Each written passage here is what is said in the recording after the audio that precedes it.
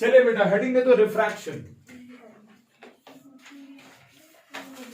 What is refraction? शाबाश। The bending of light. Why does light bend? हाँ हाँ, whenever हमने it is a matter of common experience that जब light एक medium से दूसरे मीडियम की तरफ जाती है बेटा, तो हमने देखा कि इसके पाथ में डिविएशन आ जाती है, and this change in the path of the light beam it is called as refraction. अच्छा ठीक, रिमेंबर रिफ्रैक्शन जब जब होती है वो हमेशा it occurs on the between या on the interface of the two medium. ठीक है कि नहीं? For example I have got two medium number 1 and medium number 2। ठीक है, एक रे ऑफ लाइट आ रही है, इसका रास्ता ये था। ठीक है, मीडियम 1 से जा रही है मीडियम 2 की, जहां तो इसको इधर था। हमने देखा कि ईच एंड अपर गसान के इसे गसान एट सम डिफरेंट डायरेक्शन, से फॉर एग्जांपल यहां से चली गई।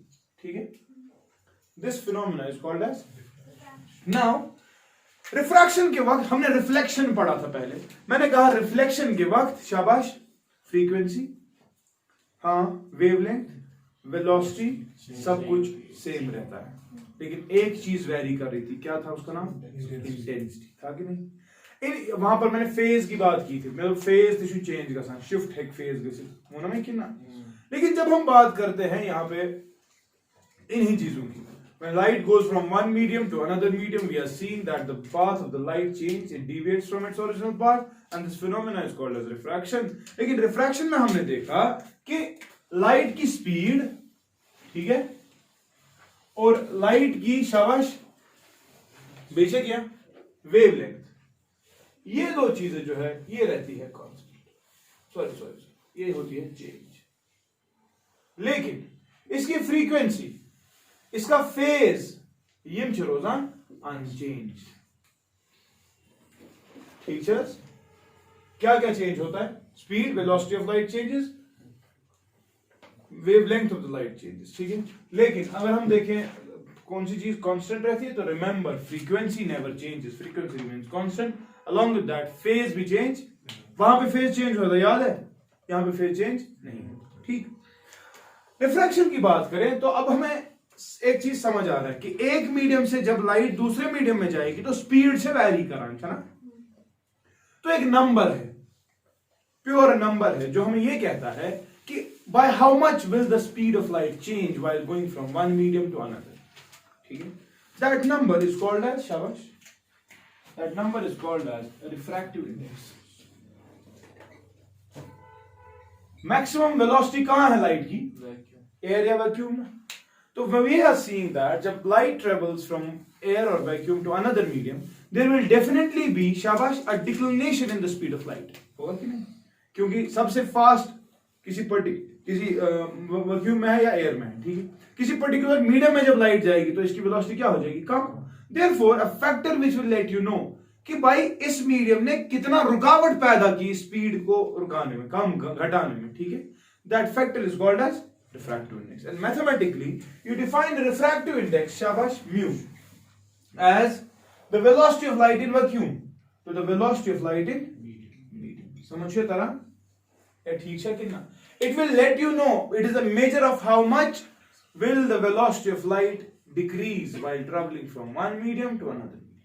ठीक है, क्लियर है इसके ना? तो क्या है, हम हर किसी को कंपेयर करेंगे विद वैक्यूम।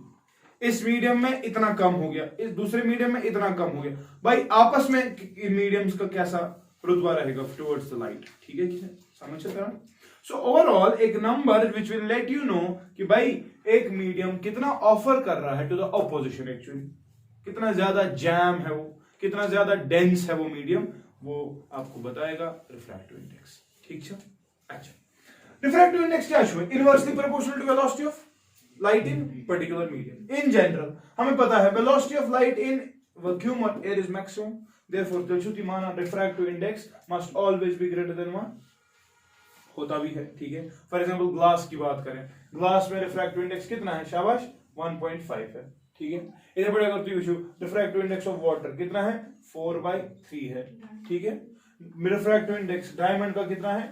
2.4 है। ठीक है, so refractive index in general will let you know कि भाई ये वो नंबर है जिससे आपको पता चले कितने टाइम्स लाइट वैक्यूम में ज्यादा चलती। ठीक, यानी कि 2.4 कहने का मतलब मैं यहां क्या कह रहा हूं, अगर वेलोसिटी ऑफ लाइट से फॉर एग्जांपल डायमंड में 2 मीटर पर सेकंड है तो गुदाशा वैक्यूम उसमें 2 into 2.4, समझ रहे हो, यानी कि 4.8, समझ आ रहा है, मतलब ये सुनो एग्जांपल 1.5 है ग्लास का, इसका मतलब कि अगर एयर में लाइट चल रही है विद सम वेलोसिटी से x मीटर पर सेकंड, तो ग्लास में जो होगी it will be divided by 1.5 times ये काम करेगा, ठीक है कि नहीं, ये 2.4 टाइम्स काम करेगी वेलोसिटी, ठीक है कि नहीं। अच्छा, कब थे अपन नजर refractive index is inversely proportional to velocity, छस inversely proportional to velocity of light in that particular medium. क्यों? क्योंकि आपको पता है velocity of light in vacuum is constant, ठीक, क्या माना आपका वेलोसिटी ऑफ लाइट का सम जनरली बराबर शाबाश wavelength divided by time period होता है कि नहीं, तो velocity is directly proportional to wavelength क्योंकि टाइम पीरियड तो कांस्टेंट है ना। चल शुभ Samanand, can I say that from first and second refractive index is inversely proportional to wavelength? कहने का मतलब एक पर्टिकुलर मीडियम उसका रिफ्रैक्टिव इंडेक्स कांस्टेंट है कि नहीं, लेकिन वही मीडियम डिफरेंट वेवलेंथ्स के लिए डिफरेंट रिफ्रैक्टिव इंडेक्स ऑफर करेगा। जिस कलर का वेवलेंथ ज्यादा होगा उसके लिए वही मीडियम रिफ्रैक्टिव इंडेक्स क्या ऑफर करेगा, कम, समझी तरह। फॉर एग्जाम्पल सड़क से आज कांस्टेंट ट्रैफिक जैम, ठीक, हमें पता है इसका ट्रैफिक जैम कैसा है, लेकिन साइकिल वाले के लिए वही ट्रैफिक जैम बहुत कम है, और अगर फॉर्च्यूनर वाला आ गया तो तेमिशु बेचारा बहुत अजीब हो, समझो तरह natural traffic jam constant, density of vehicles per unit जो है वो कांस्टेंट है ना, लेकिन वो उसी ट्रैफिक जैम में आप देखोगे साइकिल वाला बड़ा तेज चलेगा लेकिन बड़े गाड़ी वाला रुक जाएगा, क्लियर, स्पीड के जमीनी बैग। Refractive index inversely proportional to wavelength, देखो मैं पहले ही कह रहा हूं रिफ्रैक्टिव इंडेक्स पर्टिकुलर मीडियम के लिए कांस्टेंट होता है, ठीक है, लेकिन मैं कह रहा हूं कि डिफरेंट वेवलेंथ्स के लिए refractive index which will be offered by the medium it will very. जिसकी वेवलेंथ ज्यादा है रेड कलर उसके लिए रिफ्रैक्टिव इंडेक्स जो ऑफर किया जाएगा वो बहुत कम होगा। रेड एक्चुअली में ताकत की रेड से वेवलेंथ वायरस ज्यादा, समझो तरह उसकी ताकत बहुत ज्यादा है, रिफ्रैक्टिव इंडेक्स उसको उतना ऑफर। हाँ अगर आप देखोगे वायलेट ताकि वेवलेंथ सारी बहुत कम तेमिस खतर गस यो है रिफ्रैक्टिव इंडेक्स वायरस ज्यादा, समझो तरह, समझ गए कि नहीं। तो ये चीज कॉपी कर लिखो पहले। Refractive index is defined as, या पहले रिफ्रैक्शन लिखो, रिफ्रैक्शन लिखा, it is defined as the bending of light, the bending of light while traveling from one medium to another. It is defined as the bending of light while traveling from one medium to another medium. ठीक है, it is always taking place कहां पे, it is always taking place at the interface of the two media, समझ रहे हो, जहां पर दो मीडिया मीट करते हैं उसको इंटरफेस कहते हैं और वहीं पर रिफ्रैक्शन होती है, ठीक है।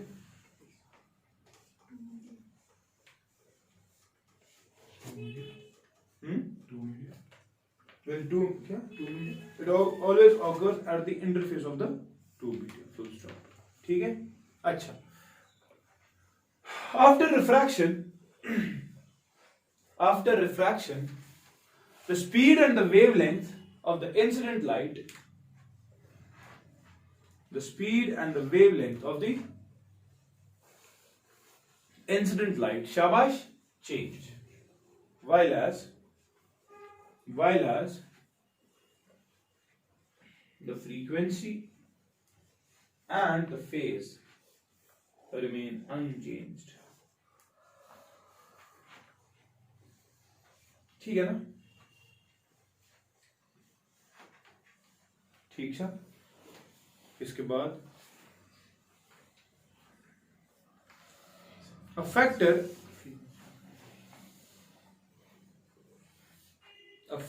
which lets us know by how much, a factor which lets us know by how much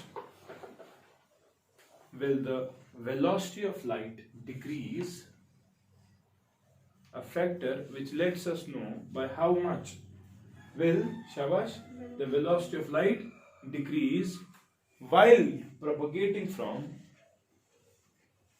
air or vacuum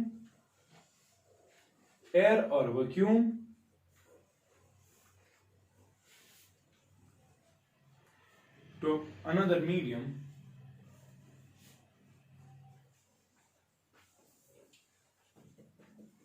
is called as refractive index. ठीक है, it's called as mathematically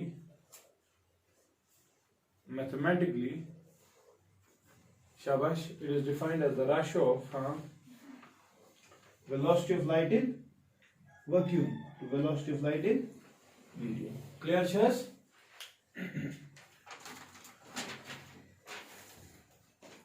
अच्छा, ये चीज याद था, कभी कभी रिफ्रैक्टिव इंडेक्स को हम एब्सोल्यूट रिफ्रैक्टिव इंडेक्स कहते हैं because we are comparing the velocity of light in a particular medium with that of the velocity of light in vacuum. ये एब्सोल्यूट रिफ्रैक्टिव इंडेक्स. लेकिन अभी मैंने कहा कि इसी एब्सोल्यूट रिफ्रैक्टिव इंडेक्स या रिफ्रैक्टिव इंडेक्स को इस्तेमाल किया जाएगा to compare to different media. आपके पास दो मीडिया है, we have got water, we have got glass. ठीक है, और जो अगर मैं ग्लास पर लाइट गछा कोकुन तमीज क्या गछा लाइट कितना डिक्रीज या इंक्रीज हो जाता है स्पीड ऑफ लाइट. समझ गए ना? So absolute refractive index. Absolute refractive index always will let you know कि by how much factor will the velocity of light decrease while traveling from air to that medium. ठीक है, लेकिन दूसरा एक factor है जो हेल्प करता है कि आप दो डिफरेंट मीडिया के बिहेवियर को कंपेयर कर सके. ठीक है, and that factor is called as, पढ़ा होगा आपने शाबाश, रिलेटिव रिफ्रैक्टिव इंडेक्स. क्या सुना? Relative refractive index. It is used when you are comparing the two media. ठीक है, for example, it is defined as refractive index. Relative refractive index हमेशा ऐसे लिखते हैं, medium 1 2. ठीक है, it is defined as ratio of refractive index of medium 1 to that of medium 2. ठीक है कि नहीं? तला पर विषय one. What is the refractive index of medium 1? You also see by velocity in 1 divided by, हाँ ये क्या था refractive index of second medium, उस हिसाब से फिर C by था तेजुक्सुमाना which implies refractive index of 1 2, it will be शाबाश V2 by V1. ठीक है, इस mu1 2 को absolute refractive या सॉरी relative refractive index कहते हैं. अच्छा बेथा नजर, कुछ बुक्स पे ऐसे लिखा होता है mu21, उसका मतलब भी यही है. गॉड से योर पारो पांचो हेरिम पारो इन गॉड ही पारो इन्हीं इलेक्ट्रिक से it is equal to mu2 by mu1. ये गलत है, it is not equal to this. ठीक है, अच्छा तला या पुरुष mu1 2 और mu21 इनमें आपस में क्या रिलेशनशिप होगा फिर? v2 by v1 मतलब दे विल बी शाबाश इनवर्सली रिलेटेड. आसना कितना? ठीक है ना? जरा लिखो, क्या लिखा आपने? ना तो लिखो ना, बोल देता हूँ क्या.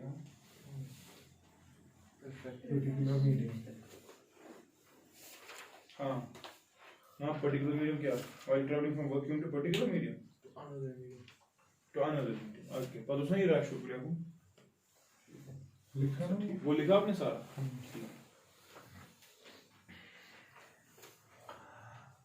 अच्छा अब खुद ही बताओ, अगर रे ऑफ लाइट जा रही है from denser medium to rare medium, दो ही चीजें चेंज होती है. क्या क्या? स्पीड और वेवलेंथ. तलावान from denser to rare medium, wavelength को क्या होगा? Denser to rare. देखो याद रखता हूं, डेंसर मीडियम का मतलब क्या है? उसका रिफ्रैक्टिव इंडेक्स भी ज्यादा ही होता है. ठीक है, चलिए बताइए आप. तो अरे बढ़ जाएगा. स्पीड रेयर मीडियम में क्या होती है? ज्यादा होती है. क्यों होता है? स्पीड डेंसर मीडियम से रेयर मीडियम जाएंगे तो स्पीड बढ़ ही जाएगी. वेवलेंथ को क्या होगा? रेयर मीडियम का रिफ्रैक्टिव इंडेक्स कम, तो ये क्या होना चाहिए? सुधी कथा स्पीड डायरेक्ट प्रोपोर्शनल वेवलेंथ। आख तरीको ये स्पीड ज्यादा होगी तो वेवलेंथ भी ज्यादा होगी। दूसरा तरीका इस वाले कंसेप्ट से भी यही समझ आ रहा है कि हाँ, रिफ्रैक्टिव इंडेक्स जिस मीडियम का ज्यादा होता है उस मीडियम में वेवलेंथ ऑफवर्ड विल बी लेस, ठीक है, या for particular wavelength this will happen. अब खुद बताओ, रेयर मीडियम में रिफ्रैक्टिव इंडेक्स भी कम होता है, ठीक है, तो वेवलेंथ ज्यादा होगी, जब वेवलेंथ ज्यादा है तो वेलोसिटी भी ज्यादा होगी, ठीक है ना। तो ओवरऑल याद रखो, if it is going from शाबाश denser to rare medium, the velocity as well as the wavelength both will increase, ठीक है। ओके, नाउ जब भी रिफ्रैक्शन होती है तो कुछ रूल्स फॉलो होते हैं, ठीक है, Snell's rules they are called, ठीक है। तीन क्या है, तीन शो इसको ओवरऑल तो रही समझ। Then what is the relative refractive index of glass to water?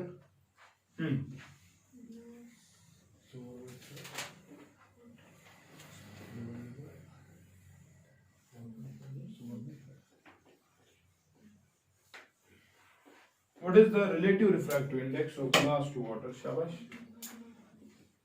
Glass to water goes here. So क्या हो? हाँ, mu g by mu w. Mu g कितना है? 1.5. mu कितना है? 4 by 1.33 होता है नहीं? तो ये रेसिप्रोकलिंग आएगा 9 by 8. This is mu g w, है ना? अगर अब ये होता mu w g 8 by 9. They are inversely related to each other. ठीक है ना? Okay. Fox next. Rules. Rule number first. Love when you catch rule number first. You might पढ़ी हुई थी. ये ना basic बनी. ये ना class 10 थी. अभी नया मत मैंने कुछ पढ़ा है. पाँच भी 9 लाख में पढ़ूं पाँचों का. मुझे क्या करते हो? At least का ठीक है you should revision. ये क्या पढ़ना है मुझे इसके for 10th में पेंट ले पूछता है. ये कौन पाने का? याद मत दिसी थी वही केस. शायद कि ना जो ना हमने कनकेव मिरर में पढ़े, अब वो लेंस के लिए पढ़ने पड़ेंगे। चलिए rule number first, when a ray of light is going from shabash denser medium to rarer medium, what happens? Anyone? Denser to rarer.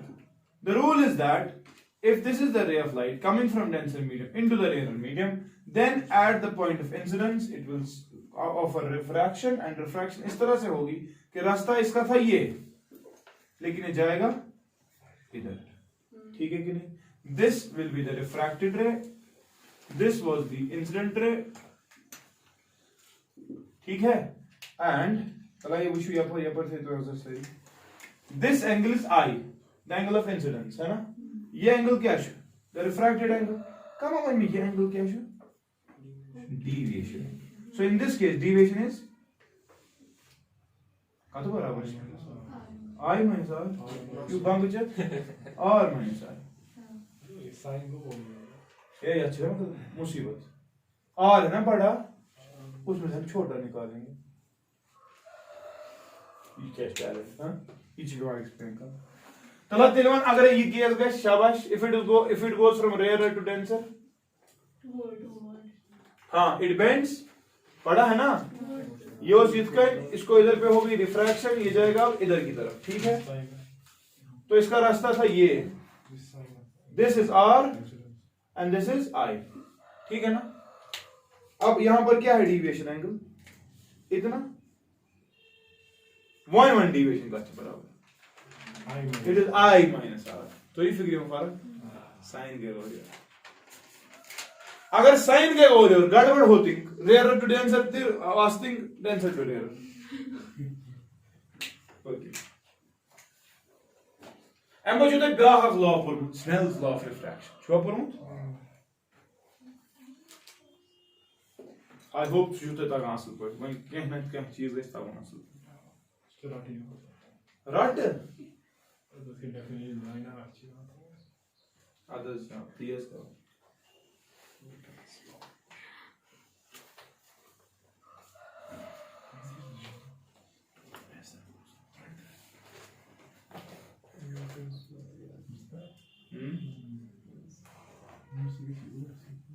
तो ये क्या पढ़ा केमिस्ट्री में? Routes law. पास एंड जो कोलिगेटिव प्रॉपर्टीज. खत्म नहीं वो हो जाएगा ग्राफ थ्रो ना तो यार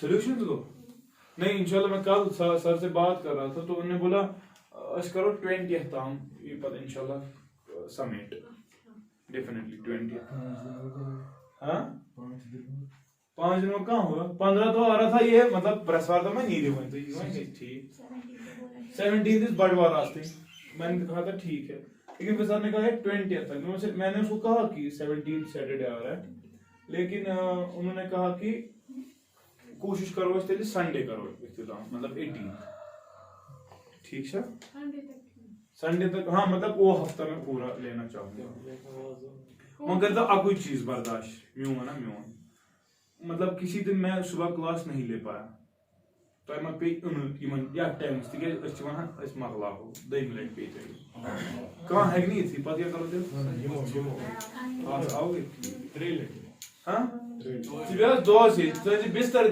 не делала. Because जनाब, Snell's law of refraction. I hope वो आते हैं आपको. हाँ?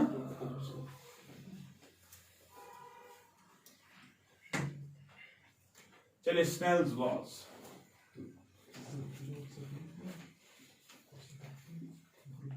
Which is the first law for refraction? शाबाश. पहले मैं दिखाता हूँ. Say for example, I've got an incident ray of light,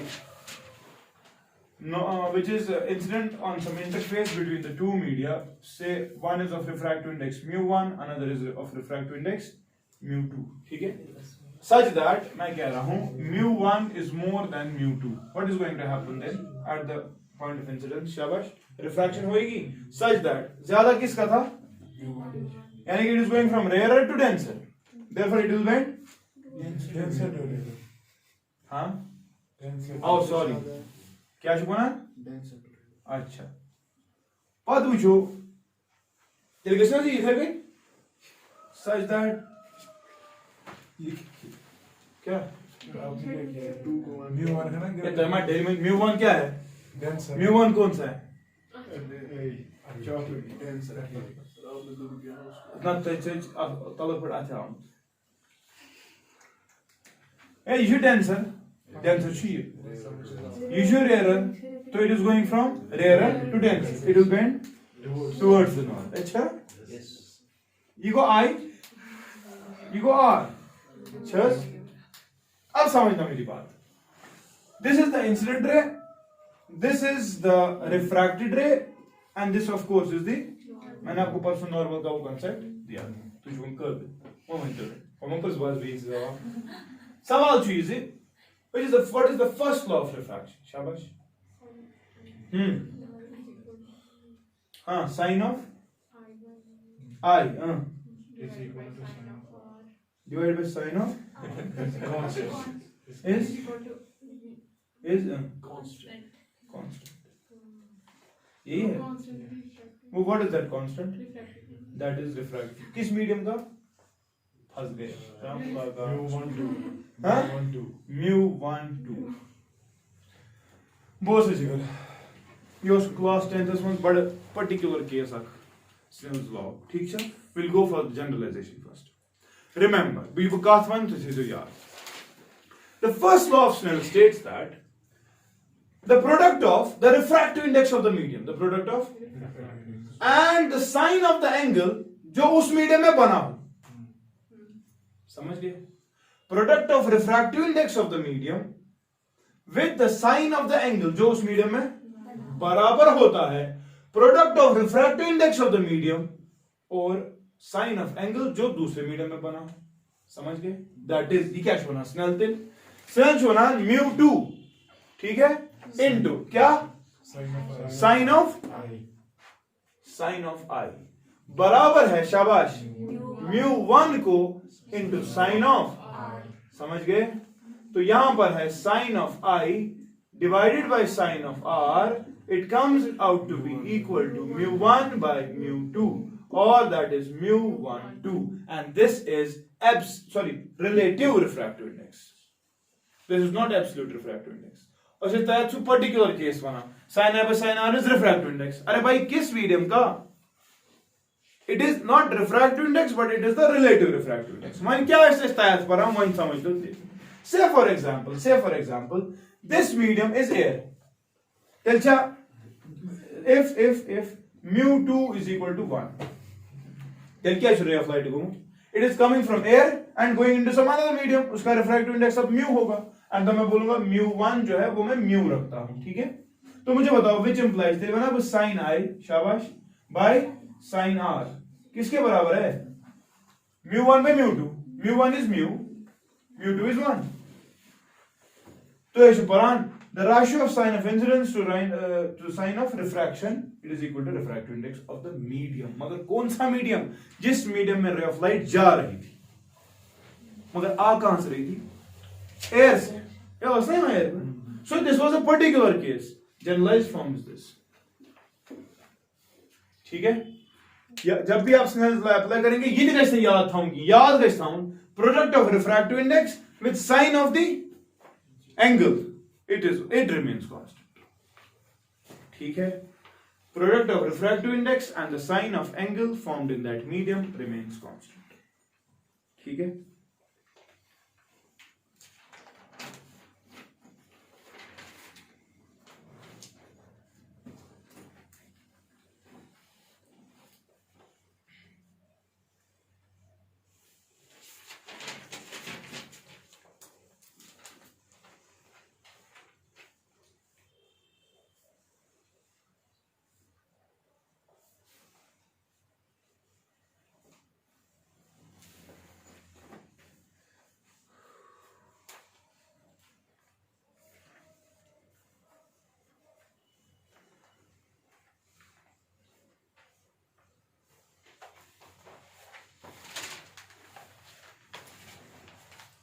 क्या लिखूंगा Snell's law की definition? First law, the product of sine of angle with the refractive index of the medium, the product of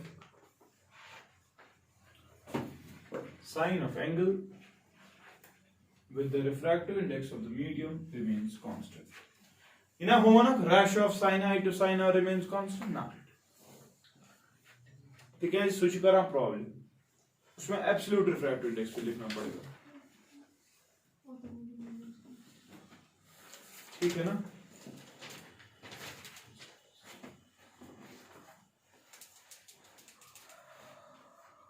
जरा यहां पर कोई Snell's law apply करके दो मुझे.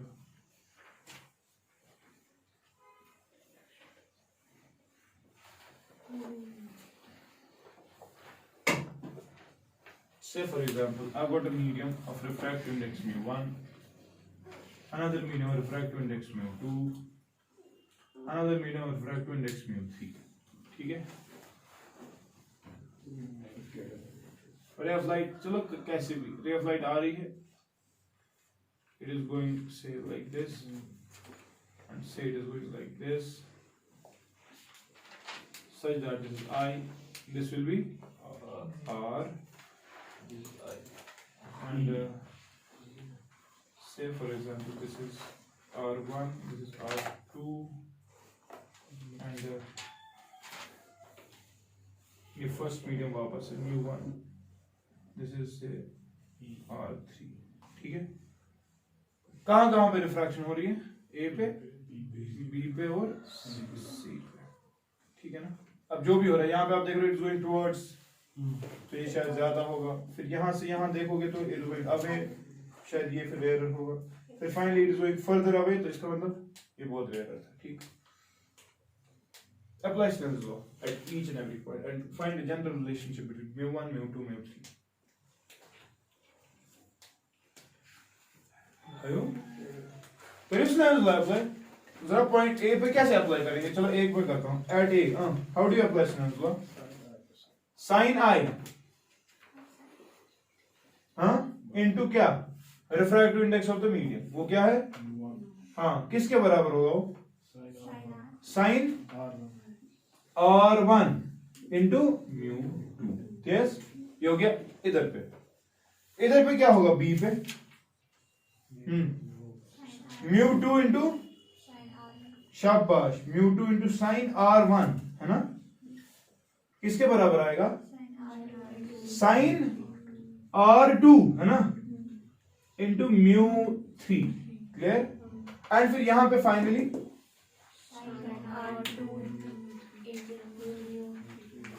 C पे शाबाश साइन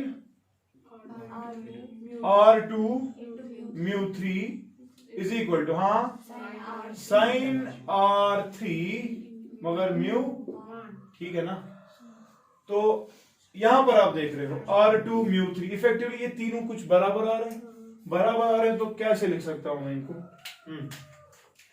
साइन I μ1 ये मैं लिख रहा हूं अलग से ब्रैकेट पर μ1 इंटू साइन I ठीक है इट इज इक्वल टू किसके बराबर है पहले μ2 इंटू साइन R1 ठीक फिर ये साइन R1 μ2 किसके बराबर है μ3 sine R2 it is equal to μ3 sine R2 and then finally we have this μ1 sin R3 μ1 sin R3 ठीक है ना क्लियर चल जी।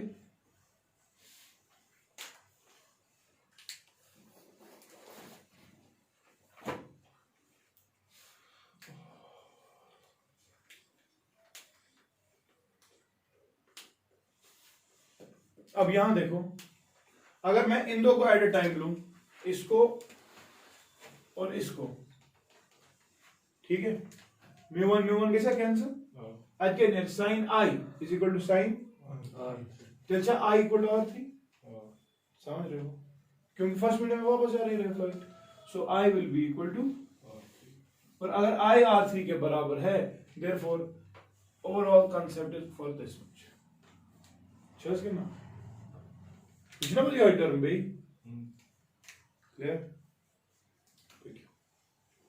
आपको रिलेशन मिल रहा है μ1 μ2 μ3 ठीक है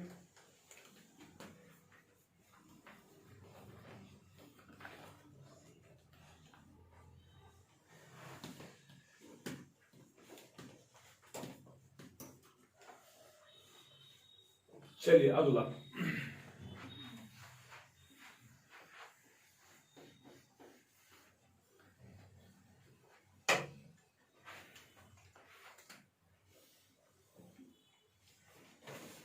अच्छा I would like you to find a relationship जिसमें साइन ऑफ एंगल्स इन्वॉल्व नहीं होंगे।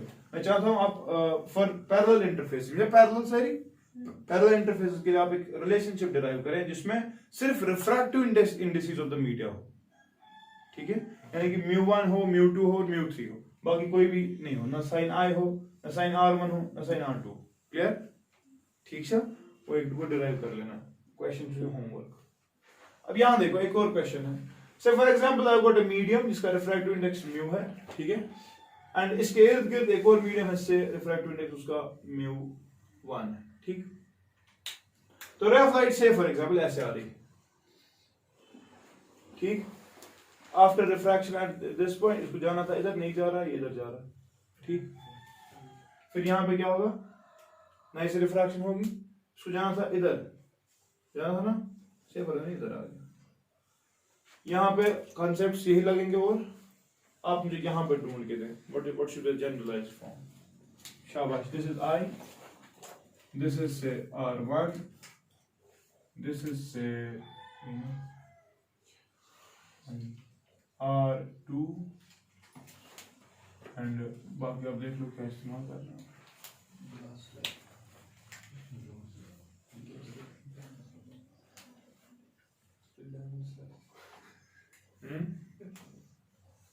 करिए साल दे टाइप कर इधर तो गलत छूट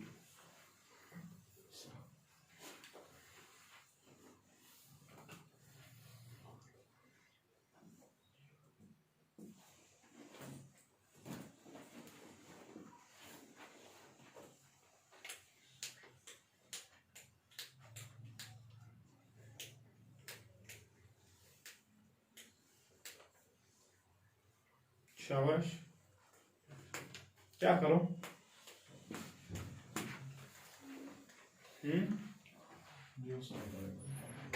mu one brother mu one sine I is equal to sin R2.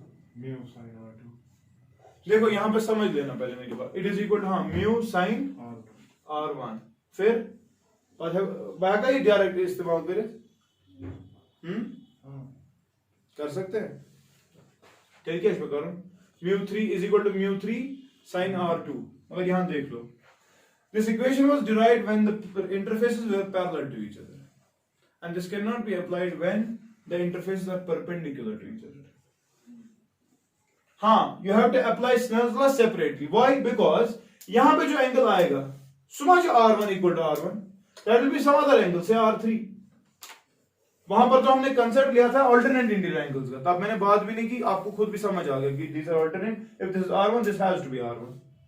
तो यहाँ का इंसिडेंस R1 था, यहाँ का रिफ्रैक्टेड फिर R2 आ गया. लेकिन यहाँ पे आप देखें, यहाँ एतमा कश्ते, यहाँ पर R1 अगर ये है तो ये तो R1 नहीं होने वाला. Therefore जब आप यहाँ पर स्नेल्स लॉ अप्लाई करेंगे, that will be शाबाश mu times sin R3 will be equal to शाबाश mu1 times sin R2. Clear है? And these two equations cannot be equated here. पिछले वाले केस में इक्वेट हो गई थी, तब जाकर वो रिलेशन निकली. Therefore remember, Snell's law continuity के वक्त जब अप्लाई होता है, पैरेलल इंटरफेस के वक्त अप्लाई होता है, तब ये रिलेशन सिर्फ वैलिड है. Otherwise this relation is not valid. ठीक है? तुम मेहरबानी करें, जो मैंने कहा वो डिराइव कर लेना. डिराइव क्या, एक्सप्रेशन छोटी सी है. Find the relationship between the refractive indices of the parallel interfaces. ठीक है? व्हेन 3 मीडिया, ये नहीं 3 मीडिया के लिए आप करें. Clear? I will stop here. पगा शुक्रिया बात. Refraction goes start, the monetary ray part of the optics is about to finish. ठीक है? Let's make a क्या विनाश ना मतलब